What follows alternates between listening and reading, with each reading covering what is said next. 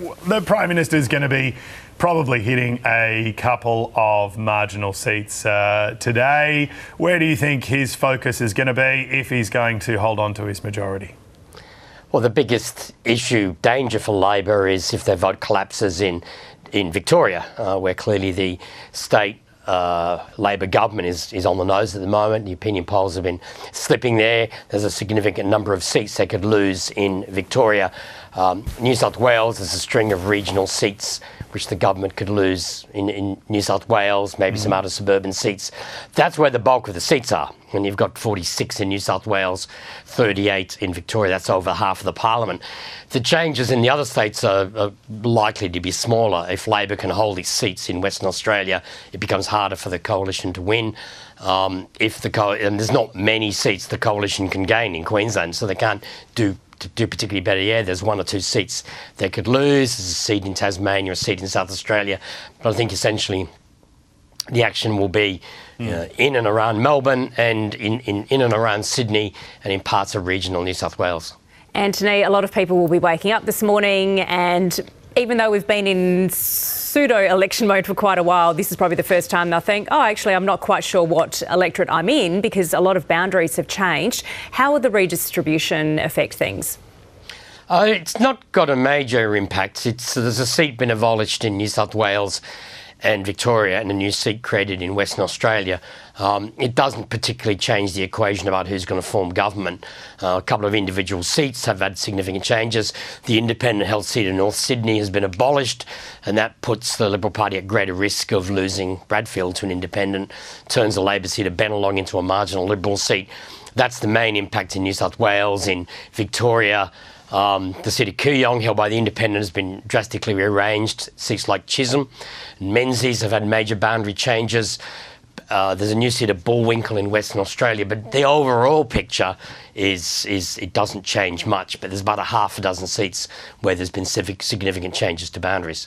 We've heard a lot about opinion polls, whether they're tightening, whether they're not. A lot of expectation that there could be a hung parliament. What sort of swing do the parties need? Well, obviously Labor can just keep things as they are. What sort of swing does the coalition need if it's to have a serious shot of taking a majority? Well, the first thing to say, there hasn't been an opinion poll for a long time which has shown anything other than a hung parliament being produced. You've had lots of polls showing the coalition on 51%.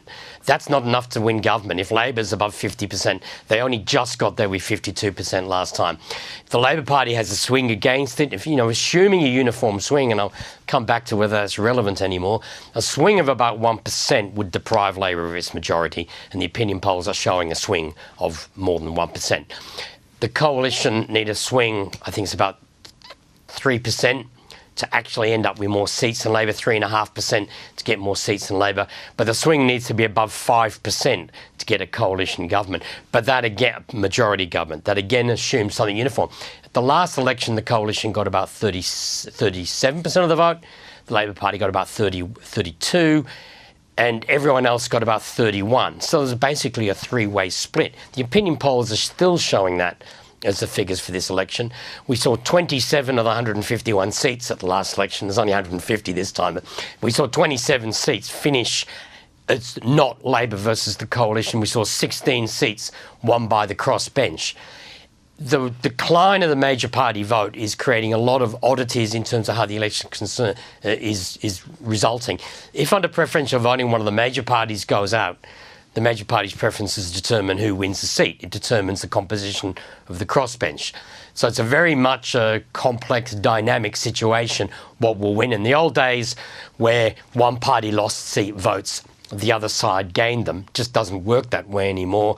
There are seats on both sides of politics. I mean, the Greens won 3 seats at the last election, which Labor thought it was a realistic chance of winning. Labor could win some of those seats back. There are seats like McNamara in Melbourne, where, on paper, the Labor Party's got a 12% margin in that seat versus the Liberal Party. But when you look at the figures in close, all 3 parties at one stage of the count were within 1% of each other. That seat could go in any direction. Who ends up third in a lot of seats is going to determine the winner. Some of these independents will poll well. People looking at the national two-party preferred result are in for a terrible shock if they think that's going to be reflected in who wins.